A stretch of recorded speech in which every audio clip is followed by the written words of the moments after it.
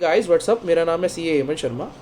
आज 12 मई 2020 को अप्रॉक्सीमेटली रात को 9 बजे वेदांता लिमिटेड ने इंफॉर्मेशन फाइल करी है NSE के पास और BSE के पास। उस इंफॉर्मेशन के अकॉर्डिंग वेदांता लिमिटेड की एक होल्डिंग कंपनी है वेदांता रिसोर्सेज लिमिटेड, वो उस कंपनी के पब्लिक शेयर्स को खरीद कर उसको डीलिस्ट कराने की बात उस लेटर में कहती है, और वही information as it is Vedanta limited ने NSE और BSE को बताई है।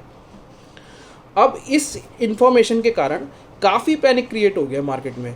लोग कह रहे हैं भैया हम करें क्या, हमारे पास तो महंगी खरीद है, हमने 110 का ख़रीदा, हमने 120 का ख़रीदा, कोई कह रहा है मैंने 150 का ख़रीदा, हम क्या करें।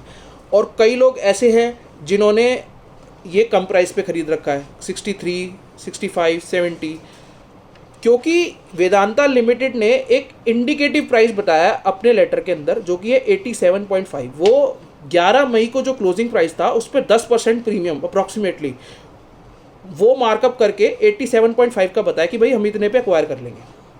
अब आप कुछ फैक्ट्स को समझें, ये पैनिक क्रिएट करने की ज़रूरत नहीं है।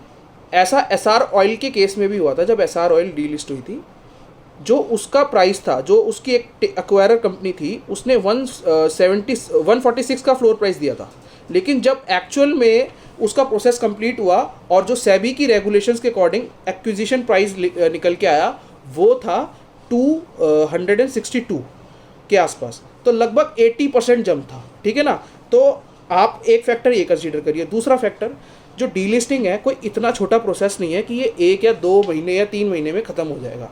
ये पूरा टाइम लगता है। लगभग SR ऑयल के केस में भी 1.5 साल लगा था। तीसरा फैक्टर, प्रभात डेयरी की जब डीलिस्टिंग की न्यूज़ आई थी, सब्सिक्वेंट डे पर उसका शेयर 20% जंप मारा था, ठीक है। ये तीसरा फैक्टर हो गया। चौथा फैक्टर, क्योंकि कोरोना वायरस पेंडेमिक की वजह से ये सारी share market around the world जो अपने यहाँ लोएस्ट कहीं ना कहीं बना चुकी हैं या कहीं बनाने वाली हैं, ठीक है। तो जो वेदांता का प्रमोटर ग्रुप है, they are very shrewd in their business strategy. वो चाहते हैं हम इस अपॉर्चुनिटी का फ़ायदा उठाकर उसके जो भी मार्केट में शेयर्स हैं अपनी सस्ते उठा ले। सस्ते क्यों बोला मैंने, वो इसलिए बोला, इस कंपनी की जो बुक वैल्यू है वो 200 रुपये से ऊपर है और आज ये मार्केट में ट्रेड हो रहा है 89 रुपीज़ के आसपास। तो अपनी हाफ से भी कम बुक वैल्यू पे मार्केट में ट्रेड हो रहा है। तो बिजनेसमैन को कहीं ना कहीं फ़ायदा है। They are getting the shares at half of the book value, ठीक है ना। तो इसलिए आप लोगों को पैनिक क्रिएट करने की ज़रूरत नहीं है। आप एटलीस्ट 18 मई जो इनकी बोर्ड की मीटिंग की डेट है जिसमें ये इस प्रपोजल को डिस्कस करेंगे, आप वहाँ तक रुकिए। आपको इतनी जल्दी कोई डिसीज़न लेने की ज़रूरत नहीं है।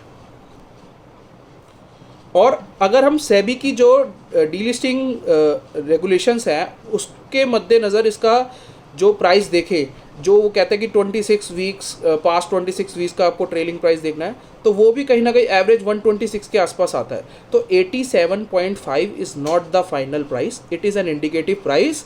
ज़रूरी नहीं है कि इतने पे ही हो, और ये तो श्योर है कि इससे ज़्यादा पे ही एक्विजिशन होगा।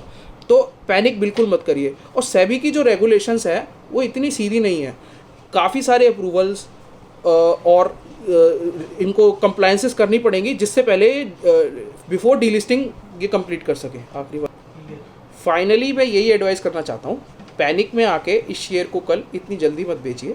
अगर आपके पास एक सफिशिएंट मार्जिन है, आपको लगता है आपकी कॉस्ट के ऊपर है and you need not to hold this share for a long, तो आप बेच दीजिए। अगर आपकी कॉस्ट ज़्यादा है, से 120, 130, 140 and some will be holding at the cost of ₹150, तो आप इतनी जल्दी डिसीजन मत लीजिए। एटलीस्ट 18 मई का वेट कीजिए। और इवन अगर ये चलो डीलिस्ट हो भी जाती है, शेयर्स तो आपके पास है। Company is a cash rich company, there is no doubt about it. Company cash rich है, आपके सारे राइट्स ऑब्लिगेशंस सब रहने वाले हैं, वो कहीं नहीं जाने वाले, क्योंकि कंपनी कैश रिच कंपनी है। इस बात को ध्यान रखना और अपना इन्फॉर्म डिसीजन लेना, हेस्ट में मत लेना। ये जो र्यूमर्स फैले हुए हैं वेरियस फोरम्स में जहाँ लोग कमेंट कर रहे हैं, बता रहे हैं कि भैया कल बेच देना, कल ये कर लेना, कई कह रहे कहीं खरीद लेना, वेट एंड वॉच की स्ट्रैटेजी है। आराम से देखिए कल मार्केट किस तरफ जाती है, अकॉर्डिंगली आप अपना डिसीजन लीजिए। Thank you, signing off.